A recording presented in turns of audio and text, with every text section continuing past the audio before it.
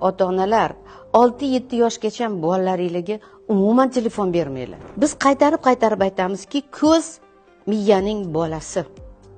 Ya'ni ko'zdagi bo'lgan muammolar umuman bosh miya tomonidan nazoratda.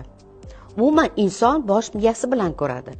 Ko'z bu o'sha periferiyadagi chetdagi bir uzatuvchi optik sistema. Insonni ko'rish qobiliyati miyada bitta ko'zi ikkinchi ko'zi bilan yetib borgan ta'sir bir-birini ustiga joylashtirilib, keyin bitta ta'sir bo'lib ko'radi inson. Demak, ko'z yaxshi ko'ra olmagandan keyin ko'zda zo'riqish paydo bo'ladi. Zo'riqayotgan ko'zga yordam berish uchun bosh miya ko'zga komanda berar ekan.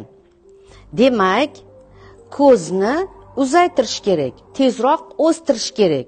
Shunda u yaxshiroq ko'radi degan ma'noda. Agarda keyinchalik o'qish davrida u telefon bilan ishlashi kerak bo'lgan paytda ham uni soatini chegaralab qo'yish kerak.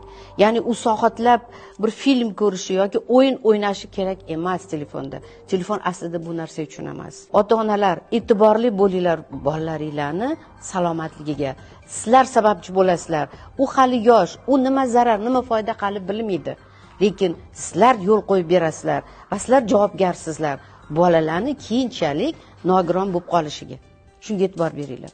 Salomatlik va farzand tarbiyasiga oid maslahatlar olish uchun menga obuna bo'lib qo'ying.